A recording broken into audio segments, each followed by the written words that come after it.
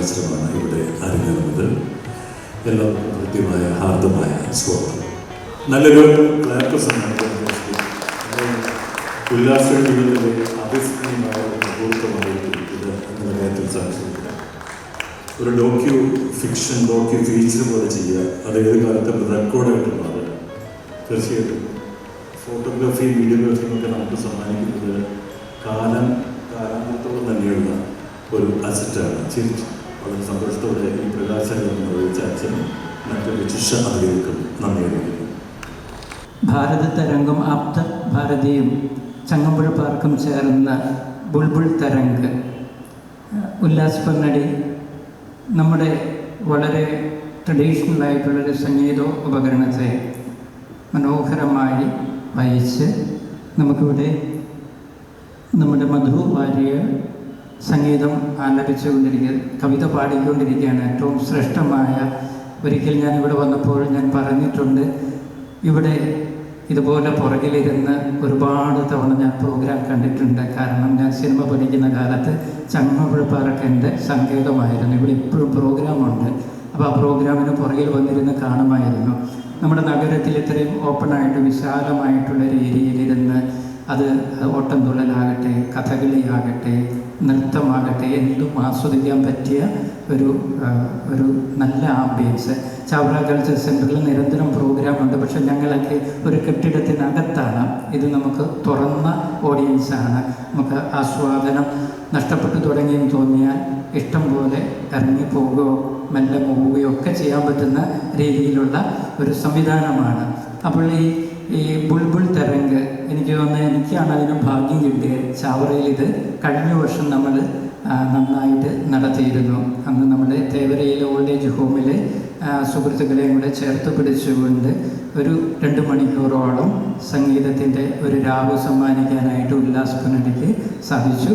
അപ്പോൾ ഇന്ന് അദ്ദേഹത്തിൻ്റെ ഈ ഒരു വാദ്യോപകരണത്തിൻ്റെ പിന്നാലെയുള്ള യാത്രയെക്കുറിച്ചുള്ള ഡോക്യുമെൻ്ററിയുടെ പ്രകാശനമാണിപ്പോൾ നടന്നത്. അത് പ്രകാശനം ചെയ്യുവാനായിട്ട് എന്നെ ക്ഷണിച്ചതിൽ ഞാൻ ഒരുപാട് സന്തോഷിക്കുകയാണ്. ഞങ്ങൾ ഒരുപാട് ആലോചിച്ചു എങ്ങനെയാണ് ഇതൊരു വലിയ ഓഡിയൻസിലേക്ക് എത്തുക എന്ന് ഞങ്ങൾ കുറേ ചർച്ച ചെയ്തിട്ടുണ്ട്.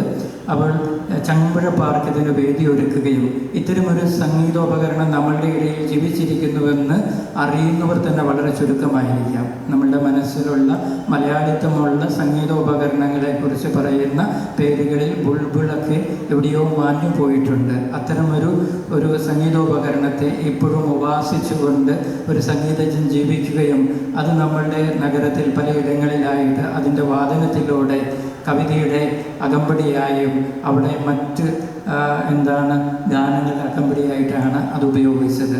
ആ രീതിയിൽ അതിനെ ജീവൻ കൊടുത്തുകൊണ്ട് അതിൻ്റെ ഒരു അവധൂതനായി ജീവിക്കുന്ന വ്യക്തിത്വമാണ് ഉല്ലാസ് പൊന്നടി. സമ്പൂർണ്ണ സമർപ്പണത്തോടെ അദ്ദേഹത്തെ ഒരുപാട് സ്നേഹത്തോടെ ആദരവോടെ കാണുകയാണ്. ഞാൻ ഒട്ടും ദീർഘിപ്പിക്കുന്നില്ല. ഇവിടെ സനൽ പോറ്റി സാറുണ്ട്. ആ ശബ്ദമാധുര്യവും അത് കഥ പറഞ്ഞാലും കവിത പറഞ്ഞാലും നമുക്കറിയാം എത്രയോ വർഷത്തെ മാധ്യമ പ്രവർത്തനത്തിൻ്റെ പാരമ്പര്യമാണ് അദ്ദേഹത്തിനുള്ളതെന്ന്. ആ ശബ്ദത്തിൻ്റെ ഖണ്ഡഗംഭീരമായ ശബ്ദത്തിൽ ചിലപ്പോൾ വളരെ ലളിതമായ വാക്കുകളിൽ അദ്ദേഹം കഥകൾ പറയുമ്പോൾ പലപ്പോഴായി ഞാൻ കേട്ടിരുന്നിട്ടുണ്ട്. ഫൈനാൻസ് ഹാളിലൊക്കെ പ്രോഗ്രാം നടത്തുമ്പോൾ അദ്ദേഹം വളരെ ലളിതസുന്ദരമായ മലയാള ഭാഷയുടെ ചാതുര്യം മനസ്സിലാക്കണമെങ്കിൽ അദ്ദേഹത്തെ കേട്ടാൽ മനസ്സിലാക്കാൻ സാധിക്കും. ആടയാഭരണങ്ങളില്ലാതെ മലയാള ഭാഷയെ നന്നായി ഉപയോഗിക്കുന്ന ഒരു വ്യക്തിത്വമാണ്. അദ്ദേഹത്തോടൊപ്പം ആയിരിക്കാൻ സാധിച്ചതിലും സന്തോഷം. സനു സത്യൻ നിരന്തരം പ്രോഗ്രാം ചെയ്യുന്ന വ്യക്തിത്വമാണ്. ചാവറയിൽ ഇടയ്ക്കിടയ്ക്ക് ഞങ്ങൾ സന്ധ്യകളിൽ കൂടി ഒരുപാട് കാര്യങ്ങൾ ചർച്ച ചെയ്യാറുണ്ട്.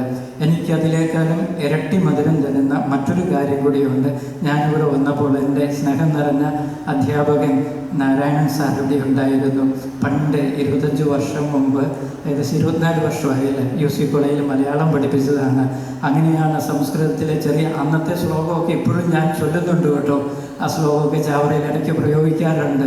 അത് നാരായണൻ സാറിൻ്റെ സംഭാവനയാണ്. ഒരുപാട് സന്തോഷവും സ്നേഹവും തോന്നുകയാണ്. ഞാൻ ഒട്ടും ദീർഘിപ്പിക്കുന്നില്ല. ഈ ഒരു ഡോക്യുമെൻ്ററിയുടെ പ്രകാശന കർമ്മം നടന്നതായിട്ട് ഔദ്യോഗികമായിട്ട് അറിയിക്കുകയാണ്. നന്ദി, നമസ്കാരം. ബുൾബുൾ എന്നത് ഒരു പക്ഷിയുടെ പേരാണ്. പേർഷ്യൻ വാക്കാണത്. രാപ്പാടി എന്ന് വേണമെങ്കിൽ പറയാം. ഒരു പക്ഷിയുടെ പേരിലുള്ള ഏക സംഗീതോപകരണമായിരിക്കണം ഒരുപക്ഷെ ഈ ബുൾബുൾ. അത് ഇവിടെ നമുക്ക് വേണ്ടി ഈ ബുൾബുൾ തരംഗ് അവതരിപ്പിച്ചത് ഒരു എഞ്ചിനീയറാണ് എന്നുള്ളത് അത് കൗതുകകരമായ ഒരു കാര്യമാണ്.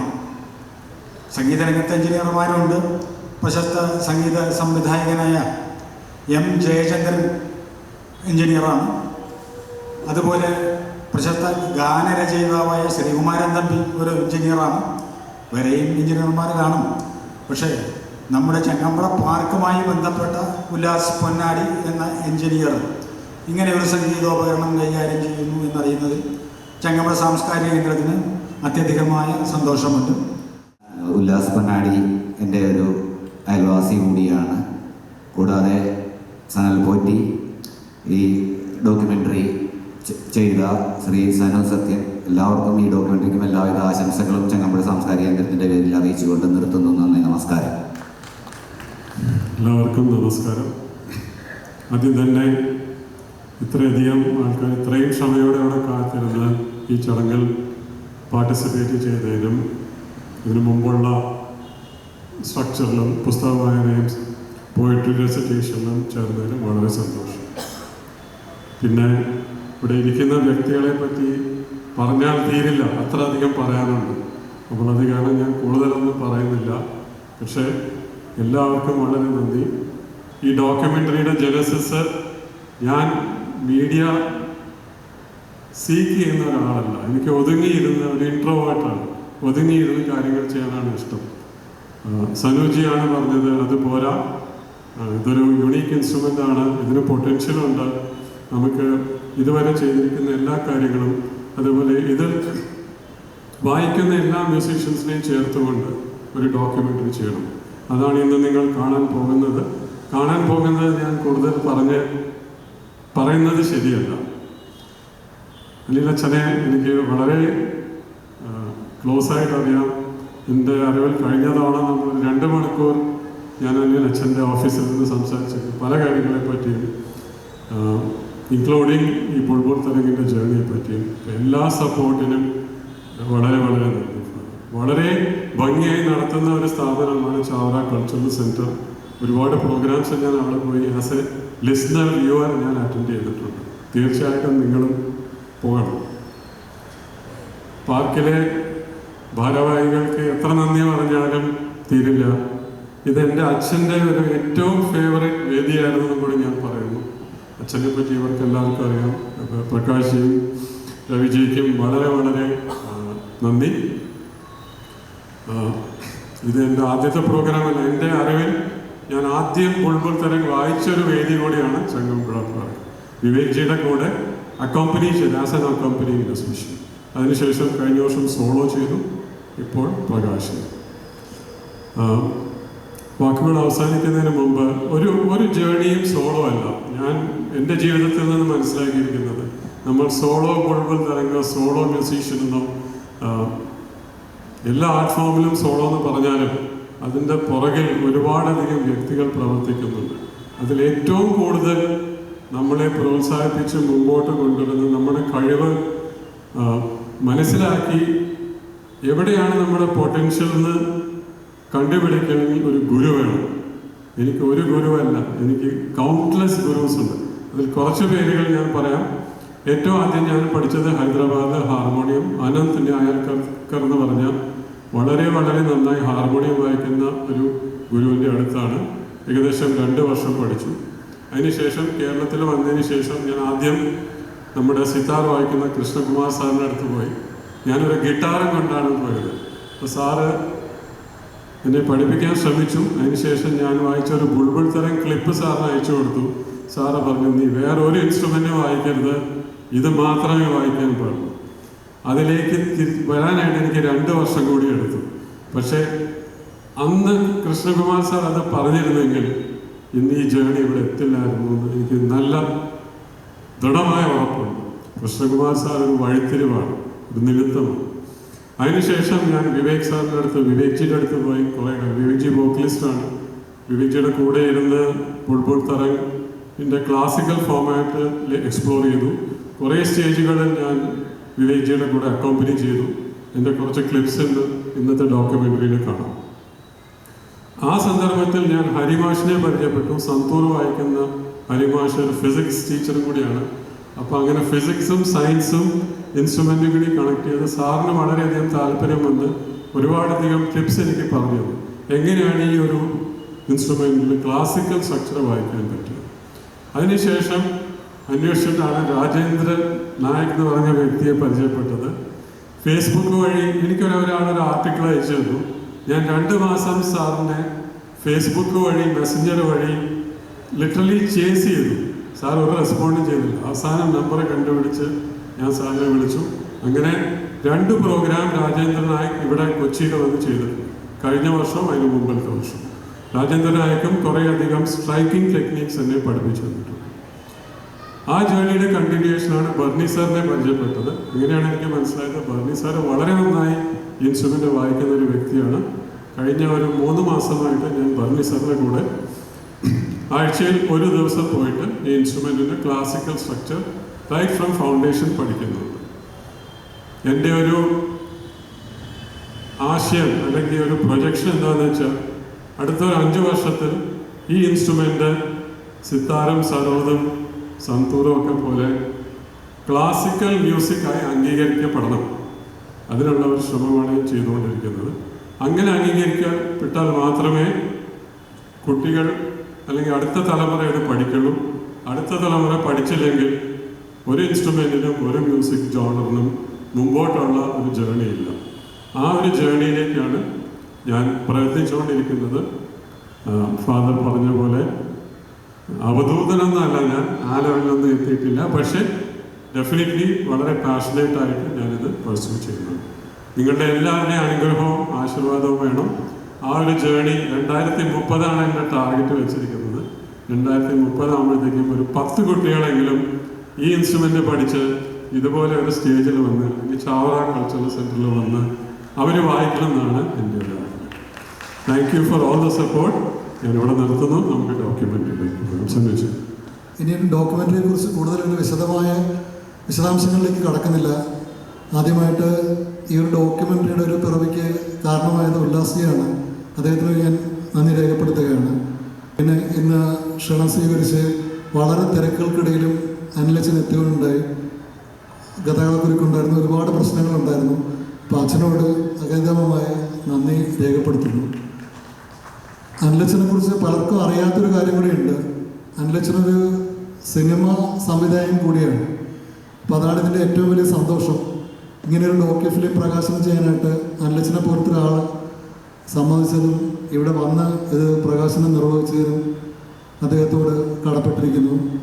സനൽജി നമ്മുടെ എല്ലാവരുടെയും ലൈഫിൻ്റെ ഒരു അവിഭാജ്യ ഘടകമാണ്. അപ്പോൾ അദ്ദേഹത്തിൻ്റെ ആരോഗ്യ അവസ്ഥകളെക്കുറിച്ചൊക്കെ പറഞ്ഞിരുന്നു. അതെല്ലാം അവഗണിച്ചുകൊണ്ട് ഇന്നിവിടെ വന്ന് ഇത്രയും നേരം നമുക്കൊപ്പം സ്പെൻഡ് ചെയ്യുകയും നമ്മളെ എൻ്റർടൈൻ ചെയ്യുകയും ഒരുപാട് അറിവുകളും ഒക്കെ പകർന്നു തരികയും ചെയ്ത അദ്ദേഹത്തിനോടും കടപ്പെട്ടിരിക്കുന്നു.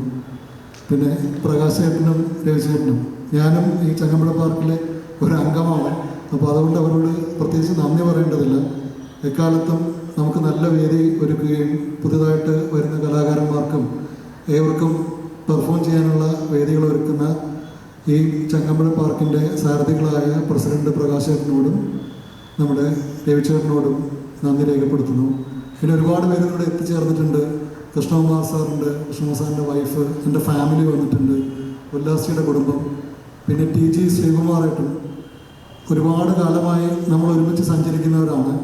അദ്ദേഹത്തെക്കുറിച്ച് കൂടുതലായിട്ട് പിന്നീട് സനൽജി പറയുന്നതായിരിക്കും. ഇനി ഈ ഡോക്യുമെൻ്ററിയുടെ പിന്നിൽ ഏകദേശം 4ഓളം ക്യാമറമാർ പ്രവർത്തിച്ചിട്ടുണ്ട്. അതിൽ അഖിലിനെയും വിനോദിനെയും അജിയൊക്കെ ഓർക്കുകയാണ്. പിന്നെ ഇതിൽ ഏറ്റവും കൂടുതൽ കോൺട്രിബ്യൂട്ട് ചെയ്തിട്ടുള്ളത് ഇതിൻ്റെ എഡിറ്റിങ്ങിന് വളരെ ചുരുങ്ങിയ സമയത്ത് എന്നോടൊപ്പം സഹകരിക്കുകയും പാതിരാത്രിയോളം കഴിഞ്ഞ 2-3 ദിവസമായിട്ട് ഇരുന്ന് അന്വേഷണം ഞാൻ ഈ സന്ദർഭത്തിൽ ഓർക്കുകയാണ്. അപ്പോൾ നമുക്ക് അധികം വൈകാതെ ഇതിൻ്റെ ഒരു 2 മിനിറ്റിൽ തന്നെ നമുക്കിതിൻ്റെ ഒരു പ്രദർശനത്തിലോട്ട് കടക്കാം. ഞാൻ സനൽപോട്ടിക്ക് കൈമാറും. അറേഞ്ച് ചെയ്യാം അല്ലേ? ക്യാമറമാൻ TG ശ്രീകുമാർ ഇവിടെയുണ്ടോ? Cameraman PG Sreekumar sir. അയ്യോ കണ്ടില്ല സാർ. PG ശ്രീകുമാർ കേരളത്തിലെ ഏറ്റവും പ്രമുഖൻ സീരിയലുമായ ക്യാമറമാനാണ്. അദ്ദേഹം ഇന്ന് ഈ ക്യാമറ ചെയ്യാനോട് നിൽക്കുമ്പോൾ എൻ്റെ ഏറ്റവും വലിയ സന്തോഷം 33 വർഷങ്ങൾക്ക് മുൻപ് മീഡിയ എന്തെന്നറിയാത്ത എൻ്റെ മുഖത്ത് ആദ്യമായി ക്യാമറ വെച്ചയാളാണ് PG ശ്രീകുമാർ. അന്ന് എന്നോട് ക്യാമറയിൽ നോക്കാൻ പറഞ്ഞു, നോക്കി എന്തെങ്കിലും പറയാൻ പറഞ്ഞു, എന്തെങ്കിലും വാക്ക് വരും, എനിക്ക് അതിനെക്കുറിച്ച് അറിയില്ല. അങ്ങനെ 33 വർഷം പിരിട്ടിട്ടും ഗുരുനാഥനായി കാണുന്ന അദ്ദേഹം ഇവിടെ വന്നു, സന്തോഷമുണ്ട്. മാത്രമല്ല അദ്ദേഹം എൻ്റെ മുഖത്തൊരു ക്യാമറ വെച്ചുകൊണ്ട് എനിക്ക് 2 തവണ സ്റ്റേറ്റ് അവാർഡ് കിട്ടിയിരുന്നു, മികച്ച അവതാരകനുള്ള സ്റ്റേറ്റ് അവാർഡ്. അത് അദ്ദേഹത്തിൻ്റെ ക്യാമറ കണ്ണുകളിലൂടെയുള്ള ഒരു തുടക്കമാണ് എന്ന് വിശ്വസിക്കുന്നു. വളരെയധികം ബഹുമാനം, ആദരവ്, സ്നേഹം, ഒപ്പം അഭിമാനം, അത് ഞാൻ അങ്ങയോട് പങ്കുവയ്ക്കുന്നു. ഇനി ഇതിൽ വേറെ പ്രത്യേകിച്ച് പറയാനില്ല. ഡോക്യുമെൻ്ററി എന്നോ ഫീച്ചർ എന്നോ ഇതിനെ വിശേഷിപ്പിക്കാം. ഒരു കാലം മുഴുവൻ തൻ്റെ സംഗീതപൂർവ്വമായുള്ള യാത്രയായിരുന്നു അദ്ദേഹത്തിൻ്റെ ഏറ്റവും വലിയ ഒരു പകിട്ട് എന്നുള്ളത്. കഴിയട്ടെ. അപ്പോൾ താങ്ക് യു വെരി മച്ച്. ഈ മനോഹരമായ കാഴ്ചയിലേക്ക് നിങ്ങളെ സ്നേഹത്തോടെ സ്വാഗതം ചെയ്യുന്നു.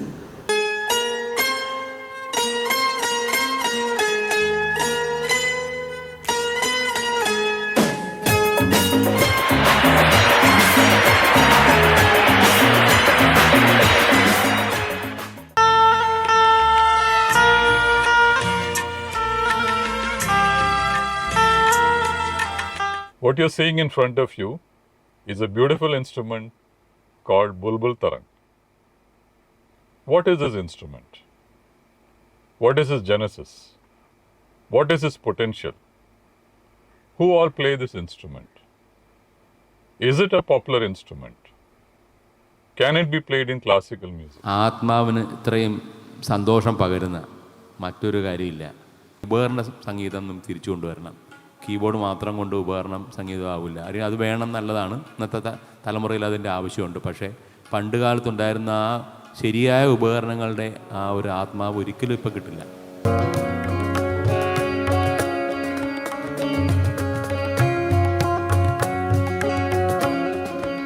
So as I was telling Ullas, there's nothing fancy about this instrument.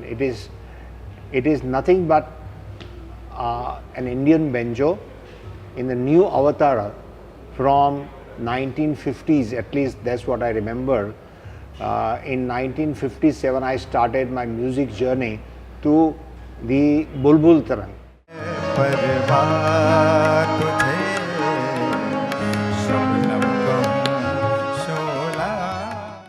For the Indian classical music genre of presenting it on stage. And that's the hope and that's the dream that I'm going with at this point via my instrumental journey. And I hope that this documentary on this instrument will inspire many youngsters to pursue this musical journey via this instrument and make it mainstream. Thank you.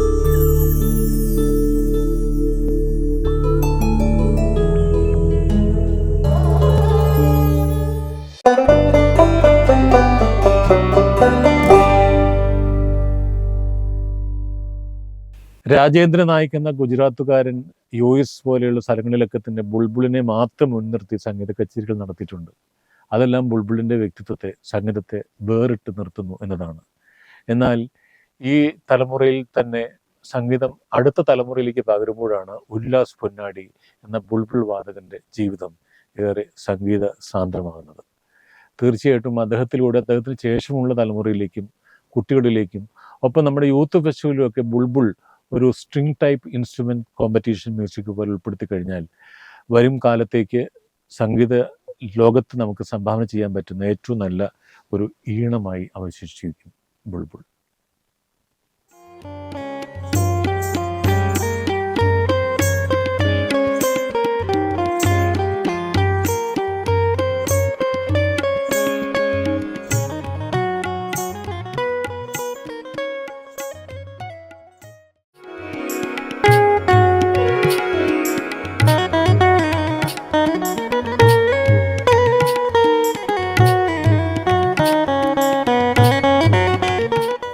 Akashvani Thiruvananthapuram Alappuzha.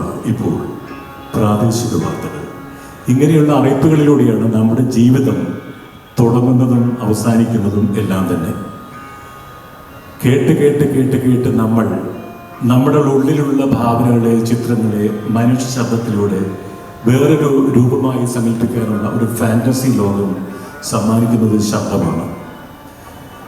ഒരു പരീക്ഷണം എന്ന് പറയാൻ വയ്യ, ധാരാളമായി നടക്കുന്നുണ്ട്. എന്നാലും 1964 നമുക്കേറെ പ്രിയപ്പെട്ട ആമുഖങ്ങളുടെ ആവശ്യകതയില്ലാത്ത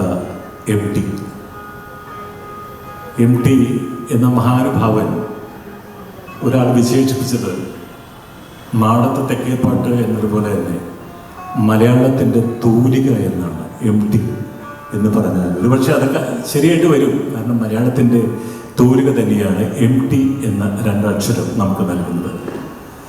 കഥയുടെ നമ്മുടെ ജീവിതത്തിൻ്റെ നിരവധി കാലഘട്ടങ്ങളിലൂടെ സഞ്ചരിക്കുകയും രാസവളപ്രയോഗമില്ലാത്ത ഒരു കാലത്തിൻ്റെ കഥകൾ നമുക്ക് വേണ്ടി എഴുതുകയും ചെയ്ത ആ മഹാനുഭാവൻ 64 എഴുതിയ മനോഹരമായ നോവലാണ് മഞ്ഞ്. DC ബുക്സ് 1964 പ്രസിദ്ധീകരിച്ച മഞ്ഞ് എന്ന ഈ നോവൽ വള്ളവനാട്ടിൽ നിന്നും വ്യത്യസ്തമായി നൈനിറ്റാളിലാണ് നോവലിൻ്റെ പശ്ചാത്തലം. 1983 അദ്ദേഹത്തിൻ്റെ തന്നെ സ്വന്തം നോവലിൻ്റെ ചലച്ചിത്ര ആവിഷ്കാരവും നിർവഹിക്കുകയുണ്ടായി. കുറച്ച് സംഭാഷണങ്ങളും കുറഞ്ഞ കഥാപാത്രങ്ങളുമുള്ള ഈ നോവൽ ഒരു സ്കൂൾ ടീച്ചറുടെ ഏകാന്തതയുടെ കഥയാണ് വിവരിക്കുന്നത്. മഞ്ഞ് മൂടിയ നിരവധി മുഹൂർത്തങ്ങൾ നമുക്ക് പലപ്പോഴായി ലഭിക്കുമ്പോഴും അങ്ങനെയുള്ള കാലത്തിൻ്റെ നിരവധി ചിത്രങ്ങൾ നമുക്ക് വേണ്ടി MT സമ്മാനിക്കുമ്പോൾ അത് കണ്ണടച്ചിരുന്ന് ഒരു കഥ പോലെ കേൾക്കാനായി സാധിക്കുന്നു. ഇന്ന് അതിൻ്റെ ഒരു കർട്ടൻ റൈസർ പോലെ അതിൽ ലയിച്ചിരുന്നുകൊണ്ട് തന്നെ ഈ മഴ പെയ്യുന്ന തുലാവർഷം, ഇതിലും തുലാവർഷം പരാമർശിക്കുന്നുണ്ട്. തീർച്ചയായിട്ടും അത് അനുഭവവേദ്യമാകും എന്നാണ് പ്രതീക്ഷിക്കുന്നത്. അങ്ങനെയുള്ള വായനയ്ക്ക് തമ്പുരു പോലെ ഒരു അകമ്പടിയാണ് ഇന്ന് ബുൾബുൾ എന്ന സംഗീതജ്ഞൻ അദ്ദേഹത്തിൻ്റെ തന്ത്രികളിലൂടെ ബുൾബുളിൻ്റെ നിരവധി മുഹൂർത്തങ്ങൾ നമുക്ക് വേണ്ടി സംഗീതമായി സമ്മാനിക്കുന്നത്. വായിച്ചോളൂ.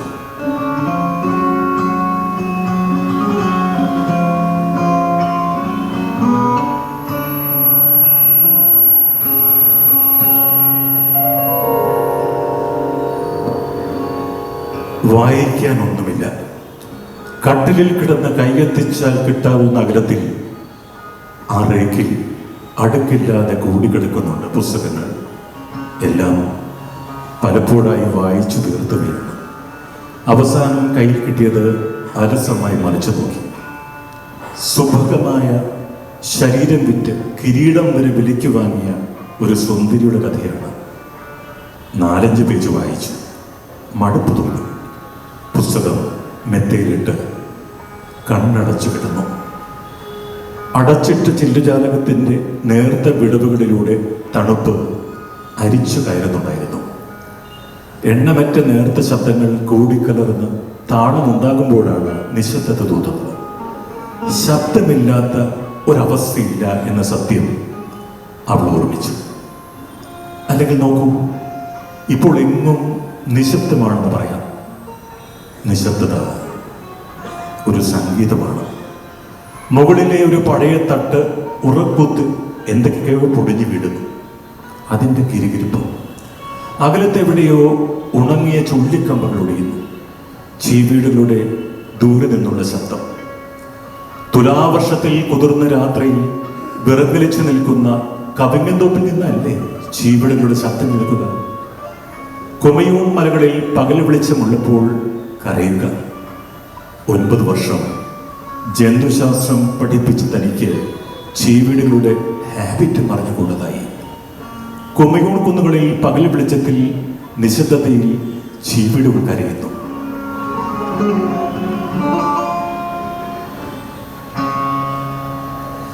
എത്ര നേരമാണ് മയങ്ങിക്കിടന്നത്? മുറിയിൽ മഞ്ഞു കടന്നതല്ല, ഉറക്കത്തിന് നനുത്ത മൂടുപടം ഊർന്നു വീഴുന്ന കണ്ണുകളെയാണ് കുറ്റപ്പെടുത്തേണ്ടത്. വീണ്ടും വാതിക്കൽ ആരോ മുട്ടുന്നു. മിനുത്ത മരപ്പലകകൾ പാകിയ നിലത്ത് നല്ല തണുപ്പുണ്ട്. അമർ സിംഗ് ആയിരിക്കുമെന്ന് കരുതിയാണ് വാതിൽ തുറന്നത്.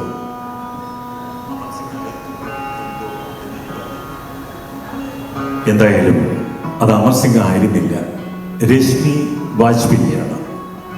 ഇന്നലെയും ഇന്നും കാലത്തുമായി മറ്റു കുട്ടികൾ സ്ഥലം വിട്ടു കഴിഞ്ഞിരിക്കുന്നു. രശ്മി മാത്രം ബാക്കിയുള്ള കാര്യം അപ്പോഴാണ് ഓർത്തത്. ടീച്ചർജി, ഞാൻ പോകുന്നു.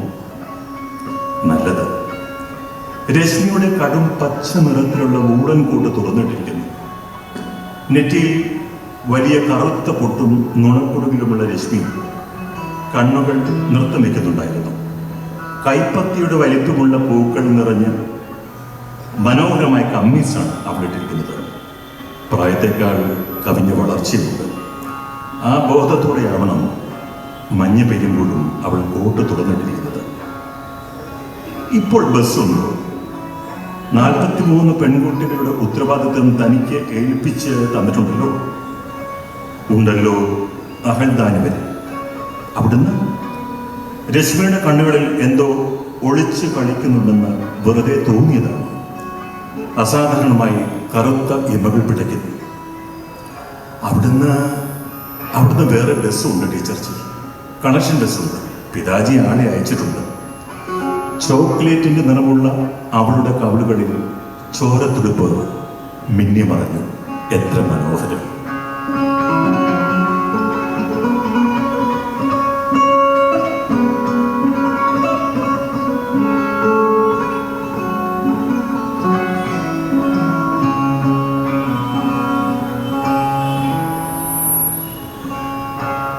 പുറത്തു വരാന്തയിൽ കടന്നു നിന്നപ്പോൾ പോർട്ടിക്കോയിലേക്ക് കടക്കുന്ന കമാനത്തിന് താഴെ പുറംതിരിഞ്ഞു നിൽക്കുന്ന ഒരാളെ കണ്ടു.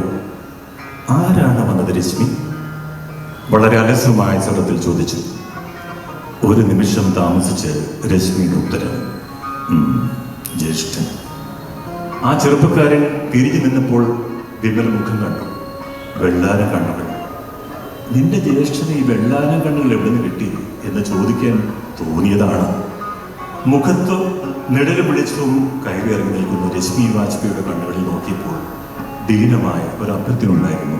പ്ലീസ് പൊക്കോളൂ. നമസ്തേ ടീച്ചർജി, നമസ്തേ. അവൾ വരാന്തയിലൂടെ 4 അടി നടന്ന് കുറെ കൂടി ആത്മവിശ്വാസത്തോടെ തിരിഞ്ഞു നിന്ന് മന്ദഹസിച്ചു. ടീച്ചർ എന്നാണ് പോകുന്നത്? നാളെ. ഒട്ടും ആലോചിക്കാതെ മറുപടി പറയാം. വെക്കേഷന്റെ തുടക്കത്തിൽ അവരെല്ലാം ചോദിക്കാറുള്ളതാണ്. തിരിച്ചെത്തുമ്പോഴും ചോദിക്കും, ടീച്ചർജി എന്ന് വന്നു? ചിലപ്പോൾ ഒന്നും പറയില്ല. ആവർത്തി ചോദിച്ചാൽ പറയും, അലസമായി, ഇന്നലെ. ചൗക്കീദാർ അമർ സിംഗ് അത് കേട്ടിട്ടുണ്ട്. പ്രായത്തിന്റെ വരകളും കുറികളും വീണ ആ മുഖത്ത് ഒരു ചലനവും കാണില്ല. നാളെയുടെയും ഇന്നലെയുടെയും മധ്യകാലത്തിൽ ഒഴിവുകാലം കടന്നു പോകുന്നു. വർഷങ്ങളിലെ വസന്തങ്ങൾ. വിമലാജി വെക്കേഷന് വീട്ടിൽ പോവാറില്ലെന്ന കാര്യം കുട്ടികളിൽ ആരെങ്കിലും അറിഞ്ഞു കാണും. പക്ഷെ ആരും ചോദിച്ചില്ല ഇതുവരെ. ആശ്വാസം. കറുത്ത ട്രൗസറും ഷർട്ടും ഇട്ട ധോട്ടിയ ചെറുപ്പക്കാരൻ മുതുകത്ത് തോൽപ്പെട്ടി ചുവന്ന് പുറത്തു കിടന്നു. അവന്റെ പിറകെ ഇളം മഞ്ഞ കലർന്ന നിറവും വെള്ളാരം കണ്ണുള്ള ആ ചെറുപ്പക്കാരനും. അയാളുടെ പിറകെ തല കുനിച്ചുകൊണ്ട് രശ്മി വാജ്പേയി. രശ്മി ഇന്ന് രാത്രി വീട്ടിലെത്തുമോ? മഞ്ഞ എന്ന നോവലിൻ്റെ ആദ്യത്തെ അധ്യായത്തിൻ്റെ ചില ഭാഗങ്ങളാണ് ഞാനിവിടെ വായിച്ചത്. വായനയിലൂടെ ഈ ടീച്ചറെയും രശ്മിയെയും നൈനിറ്റാളിലെ മനോഹരമായ മഞ്ഞ പൊടിയ തുലാവർഷ രാവുകളുമൊക്കെ തന്നെ മനസ്സിലേക്ക് കടന്നു വരുന്നുവെങ്കിൽ ഞാൻ ധന്യനായി. നിങ്ങൾ അങ്ങനെയാണെങ്കിൽ അത് സ്വീകരിക്കും എന്നാണ് എൻ്റെ പ്രതീക്ഷ. മുൻപ് പറഞ്ഞതുപോലെ കണ്ണിനെയും കാതിനെയും ഒന്നും വേദനിപ്പിക്കാതെ ബുൾബുളിൻ്റെ തന്ത്രികളിൽ മനോഹരമായി നിരവധി രാഗങ്ങൾ വായിക്കുന്ന പ്രിയപ്പെട്ട ഉല്ലാസിനെ കുറിച്ച് 2 ആഴ്ചകൾക്ക് മുമ്പുള്ള ഞായറാഴ്ചയിൽ ബുൾബുൾ സംഗീതത്തിൻ്റെ ഉൾവഴികൾ തേടിയെന്ന ലേഖനം മാതൃഭൂമി വാരാന്ത പത്തിൽ എഴുതാനുണ്ടായ ഭാഗ്യം എനിക്കുണ്ടായി. അത് വായിച്ച് നിരവധി പേർ വിളിച്ച കൂട്ടത്തിൽ RK ദാമോദരൻ എന്ന പ്രതിഭാധരനെ വിളിച്ചിട്ട് പറഞ്ഞു, മനോഹരമായി ബുൾബുൾ എന്ന ഉപകരണമൊക്കെ മറന്നു കിടക്കുകയായിരുന്നു. പക്ഷെ ഇങ്ങനെ ഒരാൾ ഈ എറണാകുളത്തെ അടുപ്പിലുണ്ട് എന്നുള്ളത് ഇപ്പോഴാണ് ശരിക്കും തിരിച്ചറിയുന്നത്. എന്തായാലും അദ്ദേഹത്തെ ഒന്ന് പരിചയപ്പെടണമെന്ന് വലിയ ആഗ്രഹമുണ്ട്. അങ്ങനെ അദ്ദേഹത്തെ വിളിച്ചു. സന്തോഷമായി. അങ്ങനെ കഴിവുറ്റ നിരവധി കലാകാരന്മാരുടെ ലോകത്ത് തൻ്റേതായ വ്യക്തിമുദ്ര പതിപ്പിക്കാനായി ഉല്ലാസ് പൊന്നാടിക്ക് ഇനിയും കഴിയുമെന്നാണ് പ്രതീക്ഷ.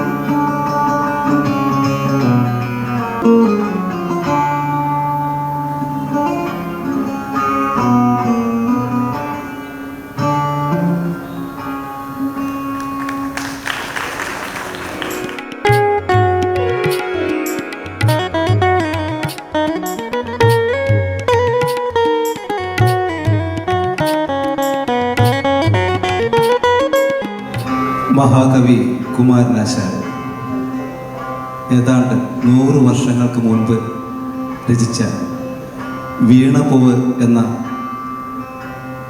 എക്കാലത്തെയും മികച്ച ദാർശനിക കാവ്യത്തിലെ ഏതാനും വരികളാണ് ഞാൻ ചൊല്ലാൻ പോകുന്നത്. പുഷ്പമേ അധിക തുംഗപദത്തിലെത്ര ശോഭിച്ചിരുന്നിതൊരു രാജ്ഞി കണക്കേ നീ ശ്രീഭൂവിലസ്ഥിര അസംശയം ഇന്നു നിന്റെ ആഭൂതിയങ്ങൾ പുനരെങ്ങു കിടപ്പിതോർത്താൻ ലാളിച്ചു പെറ്റ ലതയൻ പൊടു ശൈശവത്തിൽ പാലിച്ചു പല്ലവപുടങ്ങളിൽ വച്ചു നിന്നെ ആലോലവായു ചെറുതൊട്ടിലുമാട്ടി താരാട്ടാലാപമാർന്നു മലരേ ദലമന്മരങ്ങൾ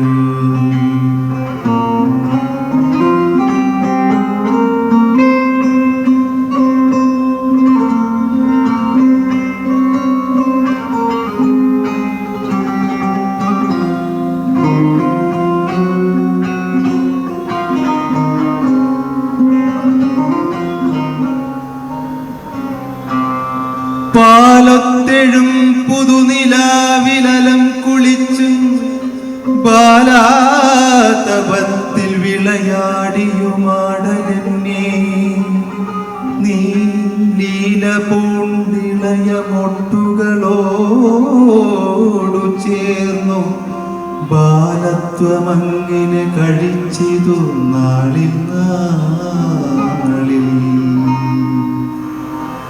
ആരൊരാളൻ കുതിരയെ കെട്ടുവാൻ ആരോളാതിൻ മാർഗം മുടക്കുവാൻ ദിഗ്വിജയത്തിനൻ സർഗശക്തിയാം ഇക്കുതിരയെ വിട്ടയക്കുന്നു ഞാൻ ആരൊരാളൻ കുതിരയെ കെട്ടുവാൻ, ആരൊരാളതിൻ മാർഗം മുടക്കുവാൻ, ദിഗ്വിജയത്തിനൻ സർഗശക്തിയാ ഇക്കുതിരയെ വിട്ടയക്കുന്നു ഞാൻ.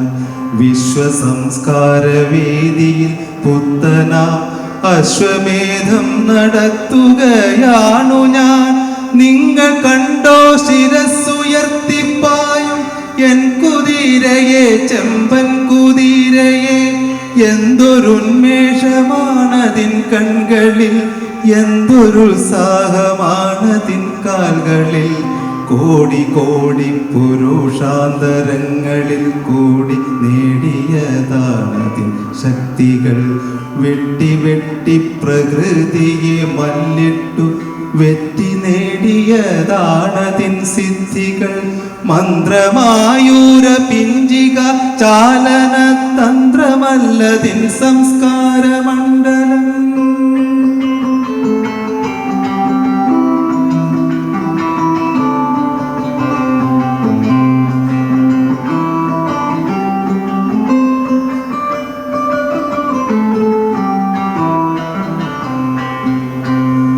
കോടി കോടി ശതാബ്ദങ്ങൾ മുമ്പൊരു കാടിനുള്ളിൽ വച്ചിൻ പ്രഭേതാമഹർ കണ്ടതാണി കുതിരയെ.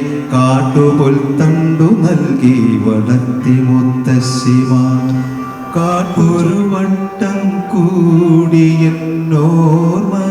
മേയുന്ന തിരുമുറ്റത്തെത്തുവാൻ മോഹം. ഒരു വട്ടം കൂടിയെന്നോർമകൾ മേയുന്ന തിരുമുറ്റത്തെത്തുവാൻ മോഹം. തിരുമുറ്റത്തൊരു കോണിൽ നിൽക്കുന്നൊരാ നെല്ലിമരമൊന്നുലത്തുവാൻ മോഹം. മരമൊന്നുലത്തുവാൻ മോഹം.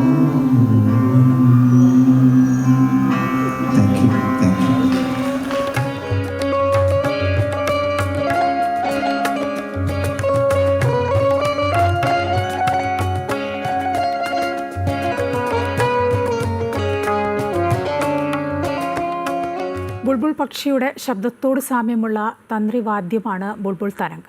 അന്യം നിന്നു പോകാൻ സാധ്യതയുള്ള ഈ സംഗീതോപകരണത്തിന് കൂടുതൽ പ്രചാരം നേടിക്കൊടുക്കാനുള്ള പരിശ്രമത്തിലാണ് കൊച്ചിക്കാരനായ ഉല്ലാസ് പൊന്നാടി.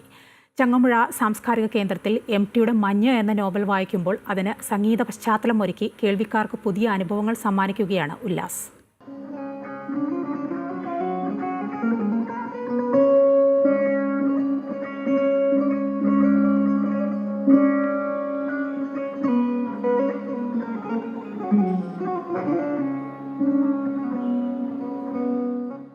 മഞ്ഞിലെ വരികളോട് ബുൾബുളിന്റെ ശബ്ദം ഇഴുകിച്ചേർന്നപ്പോൾ കേൾവിക്കാരനും അതിൽ അലിഞ്ഞു ചേർന്നു. നൂറ്റാണ്ടുകളുടെ ചരിത്രമുള്ള ഉപകരണമാണ് ബുൾബുൾ. കാതുകൾക്ക് ഇമ്പം തോന്നുന്ന, വളരെ സമാധാനം നൽകുന്ന സംഗീതം.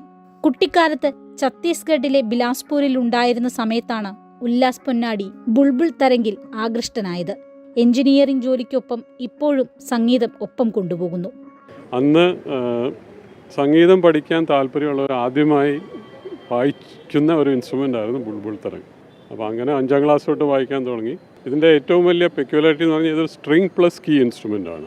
ഒരു പരിമിതി വരെ, ഒരു ലിമിറ്റേഷൻ വരെ നമുക്ക് ക്ലാസിക്കൽ മ്യൂസിക്കിൽ പറയുന്ന മീണ്ട് അല്ലെങ്കിൽ ഗമക്കം എന്ന് പറയുന്നത് വായിക്കാൻ കുറച്ച് ബുദ്ധിമുട്ടാണ്. ഇൻസ്ട്രുമെൻറ്റിൽ ഇനിയും മാറ്റങ്ങൾ വരുത്താം. ഇടത് കൈ കൊണ്ട് മാത്രമേ ഇത് വായിക്കാൻ പറ്റുള്ളൂ. ഏകദേശം ക്ലാസിക്കൽ മ്യൂസിക്, ക്ലാസിക്കൽ രാഗങ്ങളൊക്കെ നന്നായി വായിക്കും. ബുൾബുൾ ഉപകരണത്തെക്കുറിച്ച് സനു സത്യൻ തയ്യാറാക്കിയ ഡോക്യുമെന്ററി പ്രദർശനവും ചങ്ങമ്പുഴ പാർക്കിൽ നടന്നു. നിരവധി സിനിമാ ഗാനങ്ങളിലും ബുൾബുൾ തരംഗ് ഉപയോഗിച്ചിട്ടുണ്ട്.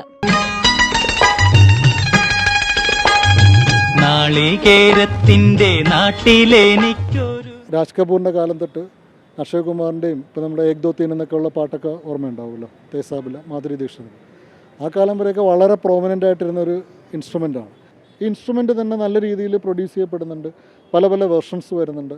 ആധുനിക സാങ്കേതിക വിദ്യകളും ഉപകരണങ്ങളുമുള്ള ഈ കാലഘട്ടത്തിൽ ലൈവ് ഷോകളിലാണ് ഇനി ഈ ഉപകരണം ഉപയോഗിക്കാൻ സാധ്യതകളുള്ളത്. ഇന്ത്യയിലെ സംഗീത പൈതൃകത്തിൽ പ്രധാനപ്പെട്ട ഒരു വാദ്യമായിരുന്നു ബുൾബുൾ തരംഗ്. പണ്ടത്തെ സിനിമാ ഗാനങ്ങളിലും സംഗീത കച്ചേരികളിലും ഉപയോഗിച്ചിരുന്ന ബുൾബുൾ തരംഗിന് പുതുജീവൻ നൽകുകയാണ് കേരളത്തിലെ ചില കലാകാരന്മാർ. അത്തരത്തിലൊരു കലാകാരനായ എറണാകുളം സ്വദേശി ഉല്ലാസ് പൊന്നാടിയെയും ബുൾബുൾ തരംഗിനെയും പരിചയപ്പെടാം ഇനി.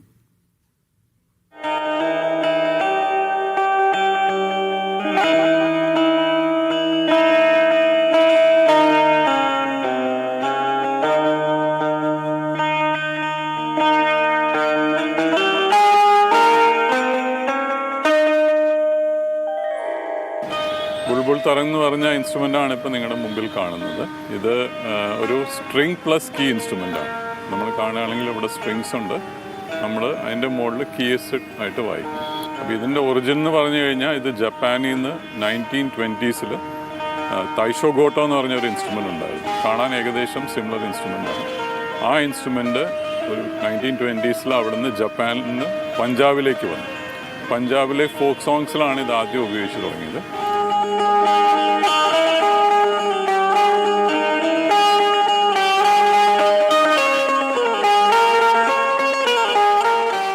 ഹിസ്റ്ററി പറയുന്നത് R.D. ബർമൻ്റെ ഏറ്റവും ഫേവറേറ്റ് ഇൻസ്ട്രുമെൻ്റ് ആയിരുന്നു ബുൾബുൾ തരംഗിനാണ്. ശങ്കർ ജയകിഷൻ ഉപയോഗിച്ചിട്ടുണ്ട്, വേറെ പല മ്യൂസീഷ്യൻസും ഉപയോഗിച്ചിട്ടുണ്ട്. ഇപ്പോൾ റീസെൻ്റ്ലി വന്നിരിക്കുന്ന കുറച്ച് ഫിലിംസിലും ബുൾബുൾ തരംഗ് ഉപയോഗിക്കുന്നുണ്ട്. ഞാൻ പ്രൊഫഷണലി ഒരു എഞ്ചിനീയറാണ്. പല ഇൻസ്ട്രുമെൻറ്റും വായിച്ച് പല ഇൻസ്ട്രുമെൻറ്റും പരീക്ഷിച്ച് അവസാനം ഞാൻ ഇതിലേക്ക് തിരിച്ചു വന്നു. ഇതിൽ നിന്നാണ് ഞാൻ തുടങ്ങിയത്.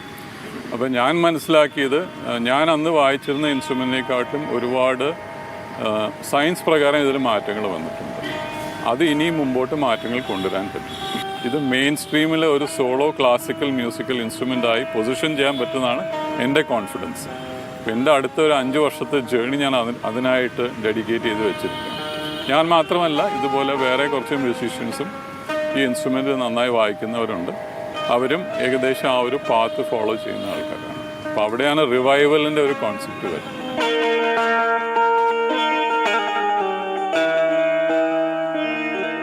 സംഗീതത്തിന് മരണമില്ല എന്നാണല്ലോ. അതുപോലെ ബുൾബുൾ പോലെയുള്ള വാദ്യോപകരണങ്ങൾ അന്യം നിന്നു പോകാതെ കാത്തുസൂക്ഷിക്കുകയാണ് ഉല്ലാസിനെ പോലെയുള്ള കലാകാരന്മാർ.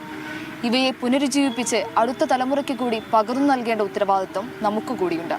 മനോജ് PL-നൊപ്പം ലിഡിയ ജേക്കബ്, മീഡിയ 1, കൊച്ചി.